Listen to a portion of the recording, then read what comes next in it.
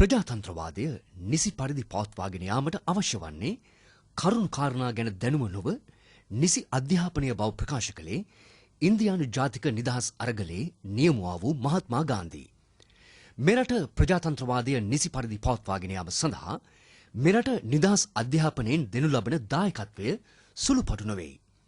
නිදහස් අධ්‍යාපනයේ පියා වශයෙන් සැලකෙන C.W. කන්නංගර මහතා ආරම්භ කළ නිදහස් අධ්‍යාපනය අභියෝග රැසක් මැද්දේ වුවද ඉදිරියට ගෙන යාමට සුවිශේෂී වැඩ කොටසක් කළ අධ්‍යාපන අමාත්‍යවරයා වශයෙන් සුසිල් ප්‍රේමජයන්ත මහතා හැඳින්වීමට පුළුවන්.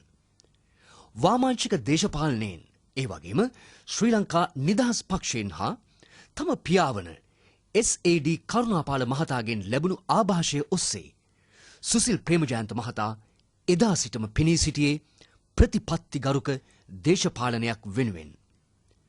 සුසිල් ප්‍රේමජයන්ත මහතා කොළඹ දිස්ත්‍රික්කයේ නුගේගොඩ ගංගොඩවිල ග්‍රාමයේ උපත ලැබ නුගේගොඩ ශාන්ත ජෝන් විදුහලේ අධ්‍යාපනය ලැබීය.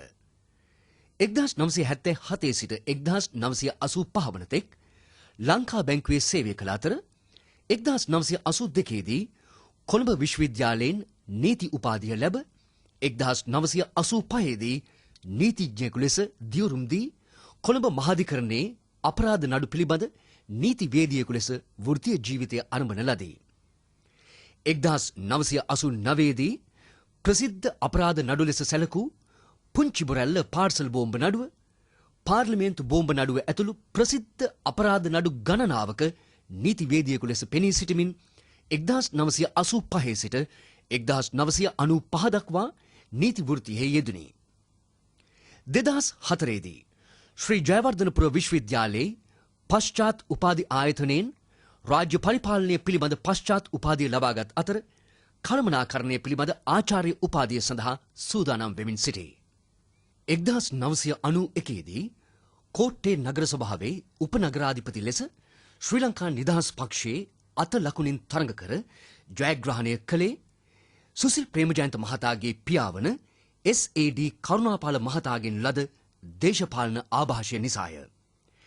1993 බස්නාහිර පළාත් සභා මැතිවරණයෙන් කොළඹ දිස්ත්‍රික්කයේ පළාත් සභා මන්ත්‍රීවරයෙකු ලෙස තේරීපත් වී 1994 දී ඒ මහතා පළාත් සභාවේ ඇමතිවරයෙකු ලෙසත් 1995 දී ප්‍රධාන අමාත්‍ය ධුරයටත් පත් වූ අතර 1999 බස්නාහිර පළාත් සභා මැතිවරණයේදී කොළඹ දිස්ත්‍රික්කයේ වැඩිම මනාප ඡන්ද සංඛ්‍යාව ලැබ නැවත ඡන්දයෙන් තේරීපත්ව ප්‍රධාන අමාත්‍ය ධුරයට පත්විය. 2000 වර්ෂයේදී පැවති මැතිවරණයට ගම්පහ දිස්ත්‍රික්කයෙන් තරඟ කර වැඩිම මනාප ඡන්ද ලබාගෙන පාර්ලිමේන්තුවට තේරීපත් වූ ප්‍රථම අවස්ථාවේදීම අධ්‍යාපන අමාත්‍ය ලෙස පත් වී 2001 සැප්තැම්බර් දක්වා කටයුතු කළ අතර 2001 මහා මැතිවරණයේදී නැවත කොළඹ දිස්ත්‍රික්කයෙන් පාර්ලිමේන්තුවට තේරීපත් විය. සුසිල් ප්‍රේමජයන්ත මහතා 2004 එක්සත් ජනතා නිදහස් සන්ධානයේ ලේකම් ලෙස නැවත කොළඹ දිස්ත්‍රික්කයෙන් පාර්ලිමේන්තුවට තේරීපත්ව 2005 නොවැම්බර් මාස දක්වා විදුලි බල හා බලශක්ති අමාත්‍ය ධුරය දරන ලද අතර වසර ගණනාවක් ප්‍රමාදව තිබූ නොරොච්චෝලේ ගල් අඟුරු විදුලි බලාගාරය හා ඉහළ කොත්මලේ ජල විදුලි බලාගාරය නැවත ආරම්භ කිරීමේ කාර්යයට මුල පිරීමට හැකිවිය. 2005 නොවැම්බර් මාස සිට මෙතෙක් අධ්‍යාපන අමාත්‍යවරයා ලෙස අධ්‍යාපන ක්ෂේත්‍රයේ ගුණාත්මක සංවර්ධනයටත් මානව සම්පත් සංවර්ධනයටත් තොරතුරු තාක්ෂණික විෂය දියුණුවටත් භෞතික සම්පත් සංවර්ධනයටත් වෘත්තීය ගැටලු රාශියක් විසඳීමටත් අභියෝගාත්මක අවධියකදී හැකිවිය. යුනෙස්කෝ සංවිධානයේ විධායක සභාවට 2007 දී නැවත තේරීපත් වූ සුසිල් ප්‍රේමජයන්ත මහතා පොදු රාජ්‍ය මණ්ඩලීය අධ්‍යාපන අමාත්‍යවරුන්ගේ සමුළු සඳහා 2007 කේප් ටවුන් හා 2009 දී කුවාලාලම්පූර්හිදී ශ්‍රී ලංකාව නියෝජනය කළ අතර ජාත්‍යන්තර සමුළු ගණනාවකදී අධ්‍යාපන අමාත්‍යවරයා ලෙස ශ්‍රී ලංකාව නියෝජනය කරමින් ජාත්‍යන්තරව අත්දැකීම් රාශියක් ලබා ගැනීමට හැකිවිය. එක්සත් ජනතා නිදහස් සන්ධානයේ ලේකම් ලෙස නොසැලෙන ප්‍රතිපත්තියක සිට 2004 මහා මැතිවරණය 2005 ජනාධිපතිවරණය, 2006 පළාත් පාලන මැතිවරණය, 2008 ජූනි මාස නැගෙනහිර පළාතෙන් ආරම්භ කළ පළාත් සභා මැතිවරණය, 2009 ජූනි දකුණු පළාත් සභා මැතිවරණය දක්වාත් නැවත 2010 ජනාධිපතිවරණයේදී එක්සත් ජනතා නිදහස් සන්ධාන ලේකම් ලෙස සියලු පාර්ශව සම්බන්ධීකරණය කරමින් එක්සත් ජනතා නිදහස් සන්ධානයේ ජයග්‍රහණය කරා මෙහෙයවීමේ ඍජු දායකත්වය ලබා දී ඇත. සුසිල් ප්‍රේමජයන්ත මහතා 30 වසරක ත්‍රස්තවාදයේ අවසන් කිරීමේ සටනේදී අතිගරු ජනාධිපති මහින්ද රාජපක්ෂ මැතිතුමාටත් රජයටත් පූර්ණ දායකත්වය ලබා දුන් අතර රජය අභියෝගවලට මුහුණ දුන් අවස්ථාවල රජය රැක ගැනීමට උපරිම සහාය ලබා දී ඇත. මම හිතන්නේ අපේ සන්ධානයේ ලේකම් දුර හිතර අමාරු කාර්යයක් මම හිතන්නේ වෙන කවද කිසිම සන්ධානයක නැතුව ඇති. ඒ වගේම එතුමා ඒ ලේකම් දුරේ වැඩ කරනකොට ඊටාම පිළිවෙලට මම හිතන්නේ මෙතන ඉන්න ඩී.පී. මෙන්ඩිස් මහත්මයා ඇතුළු නීතිඥ සංගමේ නිල්ලානි මහත්වරු දන්නවා නාම යෝජනා පිළිබඳව කටයුතු කරන ආකාරය බැලුවම එතුමා මේ සන්ධානයේ ලේකම් දුරේට පත් වුණාට පස්සේ මම හිතන්නේ හැම නාම යෝජනා පත්‍රයක්ම බොහොම පිළිවෙලට බාර දීලා කිසිම නාම යෝජනා පත්‍රයක් ප්‍රතික්ෂේප වෙන තත්ත්වයට සිද්ධ වුණේ නැහැ කියන එක අපි සඳහන් කරන්නේ එතුමාට කරන ගෞරවයක් හැටියට.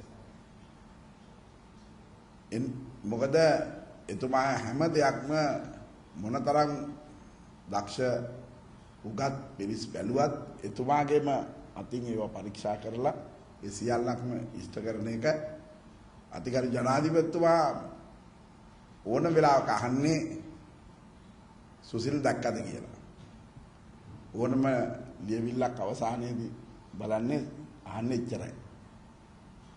එතුමා දැක්කනම් අපි කාටවත් ආයිත් හොයන්න දෙයක් නැහැ. ඒ නිසා එතුමාගේ දක්ෂකම වගේම එතුමා ඒ ලේකම්වරයා හැටියට ඉතාම අපක්ෂපාතීව කටයුතු කරපු ආකාරය මම හිතන්නේ අපි සන්ධානයේ ඉන්න ලොකු කුඩා හැම දේශපාලන පක්ෂයක්ම පිළිගන්නවා එතුමා ඒ කටයුත්ත ඉතාම නිවැරදිව හා අවංකව සාධාරණව කරයි කියලා.